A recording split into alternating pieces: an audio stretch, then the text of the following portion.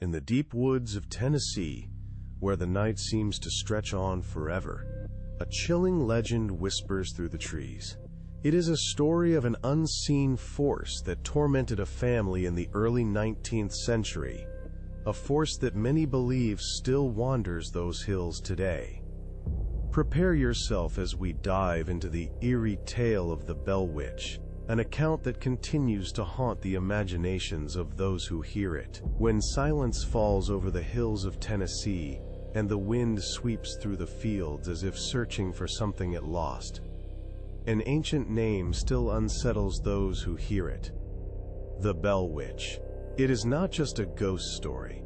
It is an account that has crossed centuries, documented, witnessed, and never fully explained.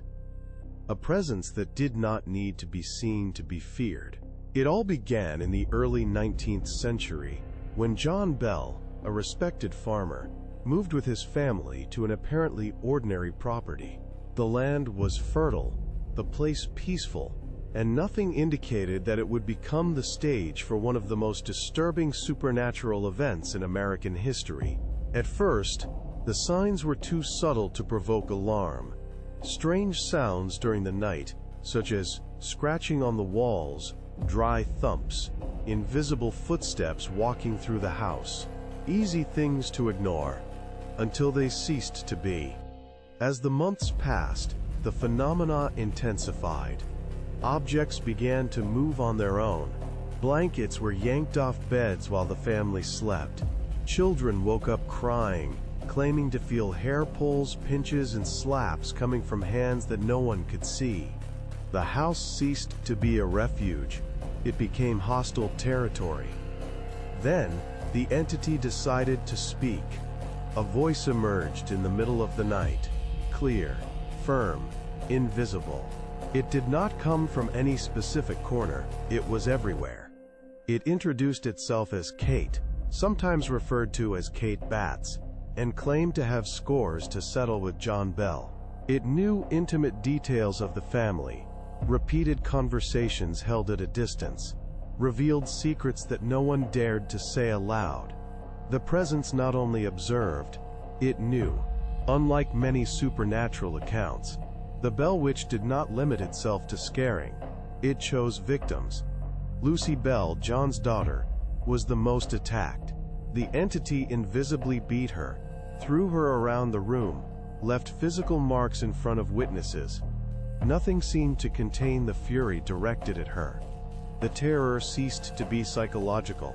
It became corporeal. The fame of the event spread rapidly.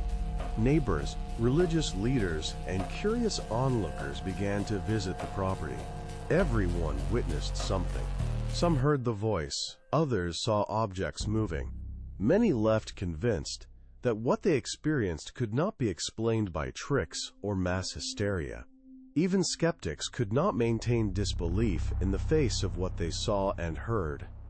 The entity seemed to enjoy attention.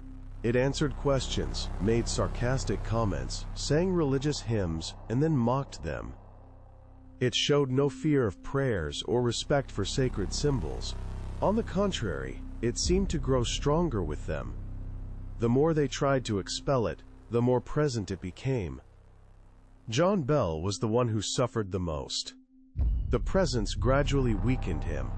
He felt constant pain, difficulties speaking and moving. One day, he was found in grave condition, unable to react. A mysterious vial appeared in his house, containing an unknown liquid. The entity claimed aloud that it had administered the contents to the man while he slept.